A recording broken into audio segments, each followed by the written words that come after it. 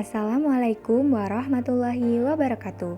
Halo teman-teman, kami dari kelompok 1 kelas PBU 2018 dengan anggota Indriana Restianingrum NIM 033 dan Faradiba Widiasti NIM 086.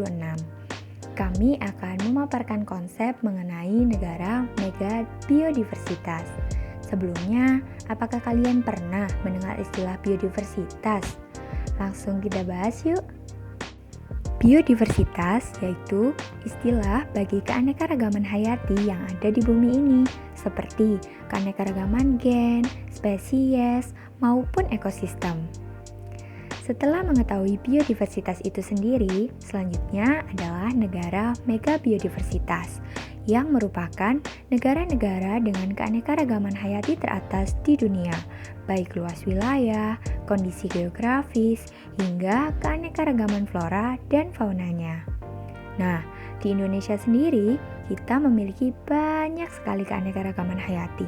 Namun, apakah Indonesia merupakan negara mega biodiversitas? Kita harus tahu dulu mengenai kriteria negara mega biodiversitas. Terdapat dua kriteria menjadi negara mega biodiversitas, yaitu 1. Memiliki setidaknya 5.000 tumbuhan dunia sebagai tanaman endemik. Kriteria pertama ini menurut kami penting, karena menunjukkan bahwa negara tersebut memiliki keanekaragaman flora yang tinggi, sehingga dapat menjadi penyuplai oksigen dan juga produsen yang baik untuk makhluk hidup lain. Selain itu juga menandakan bahwa negara tersebut memiliki tanah, iklim, dan topografi yang baik untuk regenerasi tumbuhan. Kriteria kedua yaitu memiliki ekosistem laut di dalam perbatasannya. Kriteria ini juga penting karena hal tersebut dapat menunjukkan bahwa kondisi maritim negara tersebut baik, sehingga akan memiliki beragam interaksi antara biota laut dan terjadi keseimbangan ekosistem. Selanjutnya, terdapat 4 premis dasar konsep negara mega biodiversitas. 4 premis tersebut adalah 1. Keanekaragaman hayati setiap bangsa sangat penting bagi kelangsungan hidup bangsa itu dan harus menjadi komponen fundamental dari setiap strategi pembangunan nasional atau regional. 2.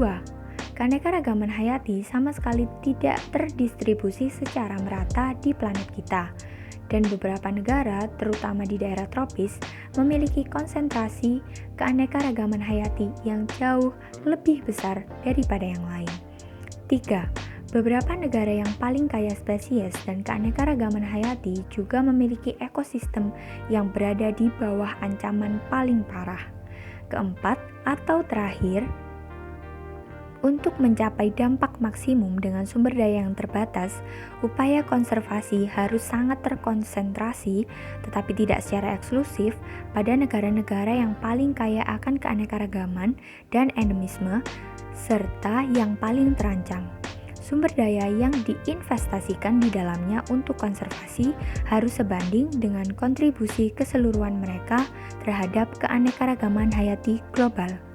Menurut kami, dengan adanya keempat premis tersebut dapat memberikan konsekuensi terhadap negara-negara mega biodiversitas untuk memberikan upaya pelestarian dan konservasi dengan lebih maksimal, karena memiliki biodiversitas yang tinggi namun tidak merata akan membuat negara tersebut memiliki ancaman yang tinggi terhadap kepunahan dan kerusakan keanekaragaman hayati. Nah, paparan terakhir adalah mengenai 10 negara mega biodiversitas atau 10 megadiverse country. Negara pertama adalah Brazil. Brazil adalah juara keanekaragaman hayati bumi, antara hutan hujan Amazon dan hutan mata Atlantika. Kayu serado seperti sabana, rawa pedalaman besar yang dikenal sebagai pantanal, dan berbagai ekosistem darat dan perairan lainnya, Brazil memimpin dunia dalam jumlah spesies tumbuhan dan amfibi. Brazil menempati urutan kedua pada mamalia dan amfibi, serta ketiga pada burung, reptil, dan ikan. Negara kedua adalah Kolombia. Kekayaan burung, amfibi, dan tumbuhan di negara Kolombia yang luar biasa membuatnya mengalahkan Indonesia.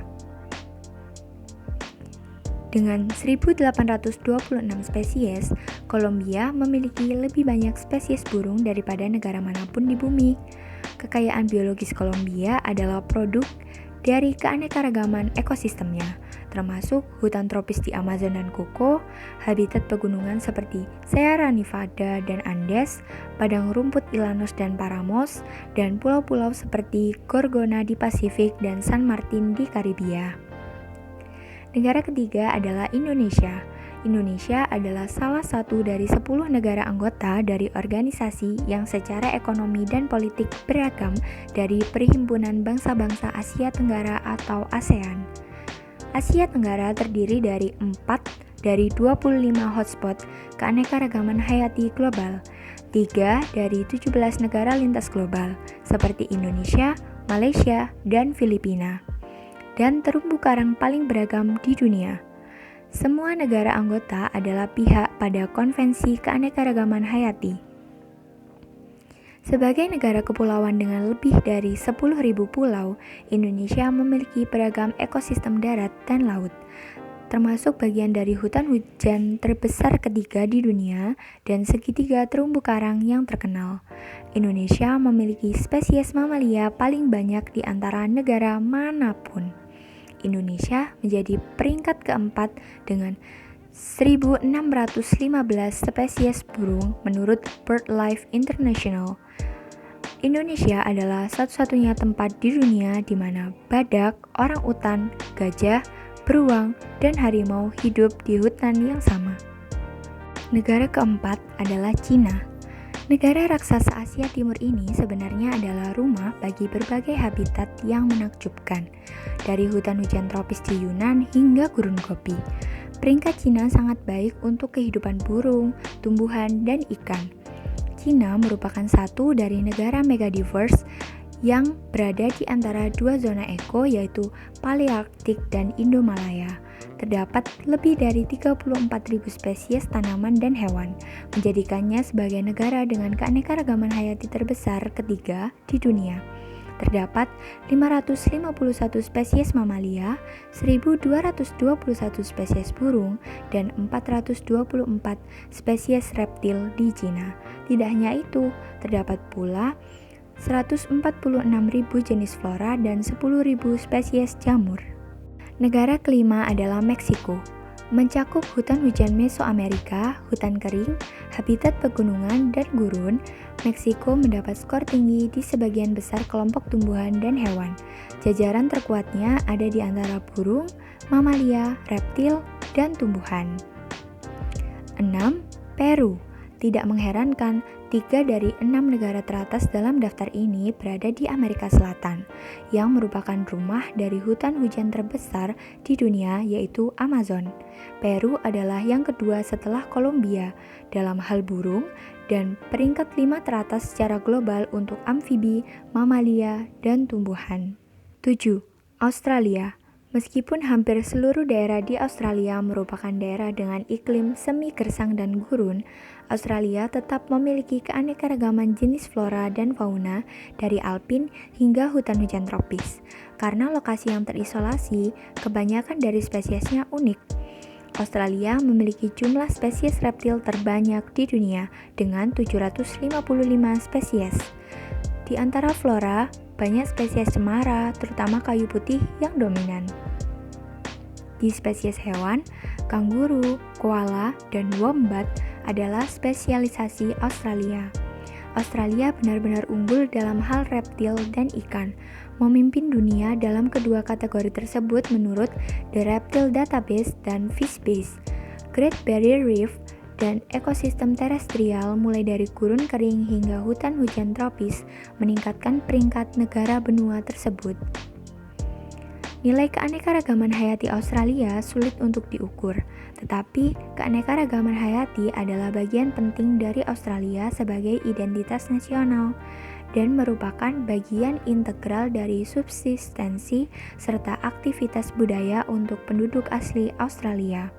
Hal tersebut pada dasarnya penting untuk jasa lingkungan untuk mendukung kesehatan dan kesejahteraan manusia dan secara ekonomi penting untuk berbagai industri, misalnya pariwisata, pertanian, dan farmasi.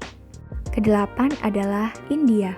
Dengan daratan besar yang mencakup berbagai ekosistem, India mendapat skor yang baik dalam hal kekayaan spesies. Peringkatnya sangat tinggi dalam hal reptil dan burung. Beberapa spesies paling terkenal di India adalah megafauna karismatik seperti gajah, badak, singa, dan harimau. Negara kesembilan yaitu Ekuador. Meskipun memiliki luas daratan yang lebih kecil daripada negara bagian Arizona, Ekuador melampaui seluruh Amerika Serikat dalam hal keanekaragaman hayati.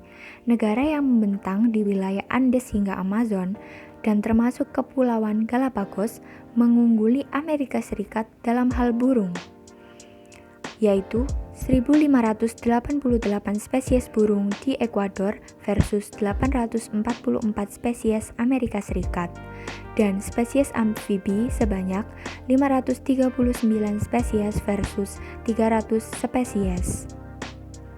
Negara terakhir atau ke-10 adalah Amerika Serikat dan Venezuela. Meskipun mereka mungkin bertolak belakang dalam hal ideologi politik saat ini, Venezuela dan Amerika Serikat memiliki setidaknya satu kesamaan, yaitu tingkat keanekaragaman hayati yang sangat tinggi. Karena keanekaragaman ekosistem air tawar dan lautnya, Amerika Serikat menempati peringkat tinggi dalam hal spesies ikan, sedangkan Venezuela adalah salah satu negara dengan keanekaragaman hayati paling tinggi di dunia dalam hal burung. Sekian pemaparan dari kelompok kami, semoga bermanfaat. Wassalamualaikum warahmatullahi wabarakatuh.